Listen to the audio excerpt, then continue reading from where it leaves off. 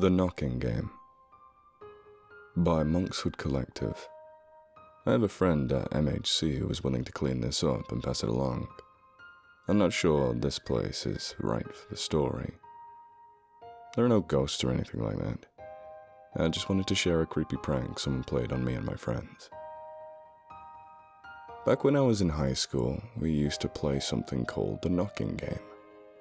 We'd go out to the abandoned McAllister house after dark, shut ourselves inside, turn off all the lights, and wait. Eventually there would be a knock at the door. The knocking would get louder and louder until someone finally chickened out and turned on a flashlight. The knocking always stopped the moment the lights went off again. Playing the knocking game was like fooling around on a Ouija board. If no one's breaking the rules, you're not going to have a good time. It was an open secret among our friends that whenever the knocking game actually worked, someone had recruited one of their buddies to wait outside and knock as soon as the flashlights were turned off. The locked doors gave them just enough time to hide if one of the people inside tried to catch them in the act. So that's why none of us were surprised when Josh didn't show up. He was the one who suggested we play in the first place. We suspected he was waiting for us to start without him so that he could be the one to scare us. We arrived at the rundown bungalow on the edge of the woods around 11 p.m. We locked all the doors and turned out the flashlights by 11:30. The knocking began a few minutes later. At first, we weren't sure if there was actually someone at the door, or if it was just the wind blowing a tree branch against the side of the house. The longer we waited, the louder it got. Whoever was out there was practically pounding down the door by the time I got the first text from Josh. "Hey dude, I'm on Richie's porch. Where are you at?" "We're at the house." "You left without me?" "I know you're out there knocking." "Shut the fuck up, you already started. Arseholes. I just got off work, on my way." The texting annoyed my friend Richie, so he turned his flashlight on and shined it in my eyes. As soon as he did, the knocking at the door stopped. I showed the text to everyone else and they got a kick out of them. We all agreed that Josh was fooling around with us. The knocking started again the moment we flipped our flashlights off. There was no crescendo this time. We could feel the person on the front porch pounding on the door, the air inside reverberating like a giant drum. It hurt my ears. I texted Josh to let him know we weren't afraid. "Your arm getting tired, man?" "Don't come outside." "You here?" I turned on the flashlight and pointed at the door. The knocking stopped immediately. But for a moment, the knob kept spinning, as if someone was twisting it from the outside. I texted Josh again. "Just come in already. Stop playing." "I'm gonna come out there and find you, biatch." After a few minutes, we turned the lights back off and the knocking resumed. Except this time, it was at the back door. There was a little window at the top of the door covered by decaying drapes. As the knocking continued, I quietly crept over and pulled them aside. The sound died the second I pressed my face against the glass and peered through the window. Josh wasn't out there. No one was. There were new noises coming from the basement. The screech of the cellar hatches being thrown open and the stomp of boots traveling across the dirt floor below us. Richie ran to the kitchen and slammed shut the deadbolt on the door that led downstairs. Richie was laughing while he did it. I couldn't tell whether he was slap happy or terrified. One of the girls switched on her flashlight. That's when Josh finally texted back. "Keep your lights on." "Yeah, sure. Whatever." I showed the text to everyone. The girls thought it was funny, but Richie did not seem amused. He had known Josh longer than any of us. Richie doubted Josh had the mental fortitude to successfully operate a microwave, much less pull off a prank. We turned out the lights again. The knocking resumed, except this time we heard it at both the front and the back door. The pounding was frenzied, so loud we all had to cover our ears. "You douche, cut it out!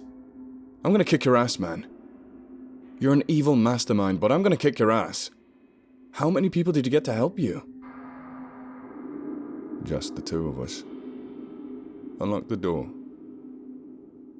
As soon as the knocking at the back door stopped, the door to the basement again began shaking violently. Its hinges tilted. A screw popped loose and spun across the kitchen floor. Amy turned on her flashlight. Again, there was silence. I wanted to unlock the door and let Josh in, but for some reason, I felt nervous. This wasn't like him. Any moment, I expected to hear him break down and start laughing. We all did. But there was nothing. My phone buzzed. Richie screamed. None of us made fun of him. I checked the screen. Okay, the game's over. You can let me in now. Which door are you at? So I can let you in. I'm at the front door. Turn out the lights and let me in. We stood in silence until the crying started. At first we weren't sure it was Josh, but eventually we heard him, begging, pleading for us to come outside and help. He said he was sorry he was late. He said he tried to warn us. He said he wanted us to shut off our lights and open the door so he could come in. Instead, we all sat in a circle on the floor of the living room with our backs pressed together and our bloodshot eyes peering out into the darkness. We took turns with the flashlights. Every time the beam began to dim, the next person would take over with their flashlight. All the while, my phone kept buzzing. Every message was from Josh. Although I couldn't hear him outside anymore, I should have just turned my phone off. Each text, the same thing. Let me in. Let me in. Let me in. Let me in. Let me in. Let me in. Let me in. Let me in. Let me in. Let me in. Let me in. Let me in. Let me in. Let me in. As soon as the sun came up, we unlocked the front door and ran. Josh wasn't there, and we weren't going to waste time looking for him. We got home just before my mum woke up. Josh wasn't at school the next day either. There was nothing out of the ordinary. What was strange was the fact that he didn't answer his phone. When Richie and I went to his house to check on him a few days later, no one answered the doorbell. His parents' cars were missing, and there were several newspapers piled up on the porch. Amy said she saw him the next month when her family was driving up to her grandparents' house for Easter. He was walking down the sidewalk, alone, stumbling slowly like a drunk. Amy asked her father to stop and circle around, but Josh was gone by the time they returned. Soon after, one of our teachers told us Josh had been transferred to a therapeutic boarding school, and that his family had moved away to be closer to him.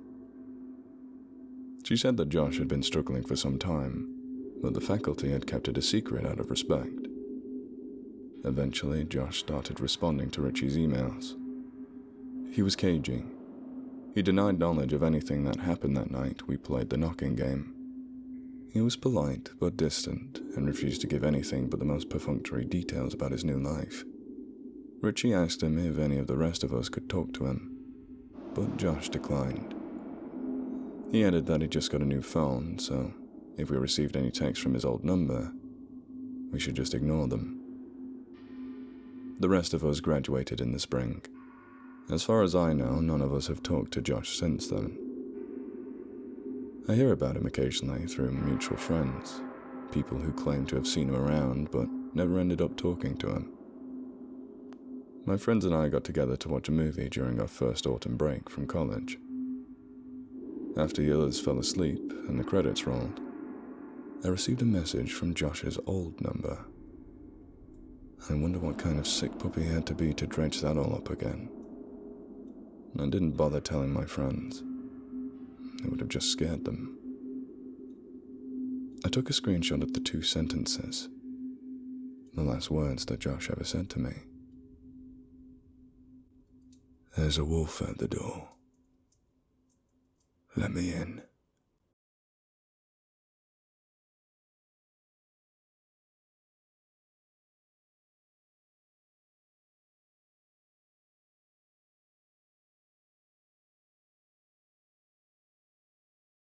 If you like this video, please consider subscribing. And if you're an animal lover like me, please consider donating to the World Land Trust, a charity that aims to help wildlife through buying land, preventing development, and helping endangered species.